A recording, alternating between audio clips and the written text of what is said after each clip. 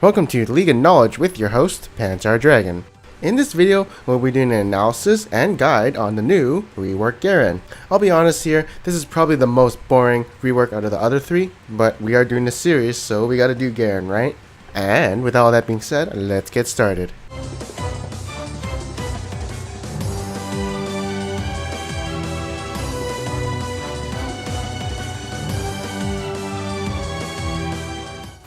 Alright, so first up we're going to be going over his passive.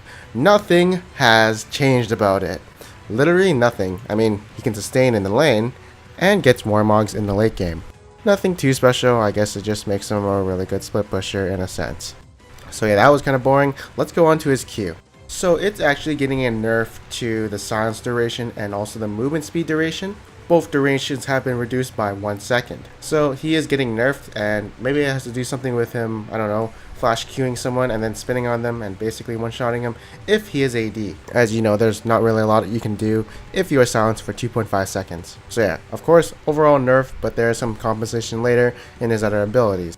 Next up is going to be his W. So instead of increasing your bonus armor and magic resist by 20%, each kill you get gives you 0.25 armor and magic resist, up to a maximum of 30 bonus resists. To get the full compensation out of this buff, you must have 120 creep score. So in comparison to the old passive, I think this is better in the mid game. As for late game, you'll probably have like around 110 bonus armor and magic resist, you know, with masteries and buying items and stuff. Probably hitting that threshold around there, but again, 30 magic resist and armor at like 15 minutes is still pretty good. But they take out the tenacity when you use the active. In a sense, I do feel like it is an overall buff in early game and mid game, but it kind of falls off late game since you lose the tenacity and the bonus armor from the old passive.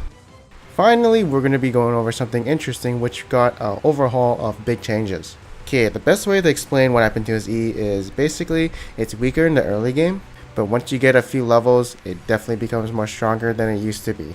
Because every 3 levels you get an extra damage tick, up to a maximum of 10 damage ticks.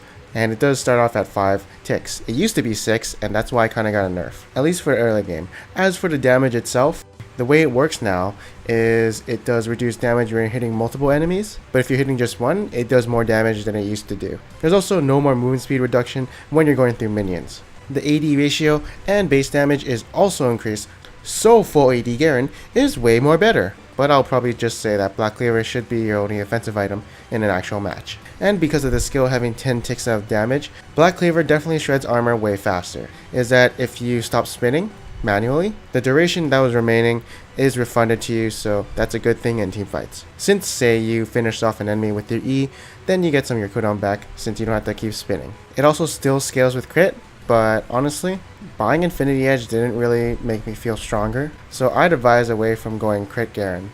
Overall, I'll say in the first 3 levels that this is a bit weaker than it used to be, but after level 4, it definitely scales up way better and has a lot more damage. Especially in the late game, he becomes a tough bruiser. And finally, we'll be talking about his new ultimate passive, the Villain. This is a great change and it's pretty exciting. So the champion with the most recent killing spree is marked as the Villain. So basically what happens when someone is marked as a villain is your basic attacks and spin ticks do 1% of their maximum health true damage. Remember, it's their health, not your health, so you don't scale with maximum health with this ability. And finally, when you use your ultimate on the villain, it deals true damage. Yes, that's right, you get Darius' ultimate now in the form of Demacia. So now those champions are truly counterparts of each other, which is kind of cool in a sense. And so basically what I've gathered from this ability is that on squishies, it's only a slight more damage since, well, they don't probably have a lot of magic resist. So like my thoughts, it would do a lot of damage to these squishies. But as you can see in this clip, it's only a little bit more. Now on tanks, that's where it counts. That's where it's going to do a lot of damage. So like a tank is at 25% health. Now you can actually finish them off since your ultimate doesn't do magic damage and will probably do true damage. So you're going to be more of a tank killer if he is marked as a villain. Although it'll probably be a squishy since those are the people who get killing sprees. But definitely in teamfights, your focus should be the villain. But a strategy you might think of is something like feeding 2 kills to the enemy top laner so you can become the villain. Don't do that. That is just downright dumb. Also, I'm pretty sure once you kill the villain, it assigns to another champion. It doesn't say it in the tooltip, but just putting that out there. But yeah, this definitely increased his team fighting potential. You can definitely finish off enemies at much higher hit point if they are the villain. And only additions to his ability, no nerfs at all. So the Q-Nurse for this edition is definitely a great trade-off. Next up, we're going to be talking about item builds. So I will say that Black Anola's Cleaver is core on him. Along with hit point and resist, you can go AD, but since you're like a frontline melee tank, you obviously want to build tanky.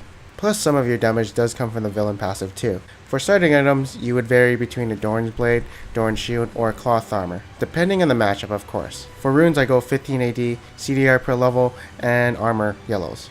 Yellows and blues can be traded off for other runes, but for Marks and Quints, I definitely suggest AD. For masteries, I would go 16-14 since it is the new Bruiser mastery page. For a skill order, I'd get Q at level 1, then I'd prioritize R over E over Q over W, and obviously getting W at level 4. If your main goal in lane is the CS because, I don't know, maybe the enemy is ranged and can kite you, then you might want to go W level 2. And final opinion on this Garen rework, he's definitely going to be a much more viable top laner. I do theorize that he'll be in the top 10 at least. Saying he'll be in the top 5 is a big gamble. And yeah, he just has a much more stronger mid game and late game, and that's what you should be shooting for. His early game obviously sucked against some matchups, and he'll always have a problem with this. But adding the buffs to his E and his R definitely help him a lot. He's not as powerful as say the other 3 works. Definitely he's like one of the lazier reworks in my opinion. But again, it's all buffs, so how can you go wrong with that?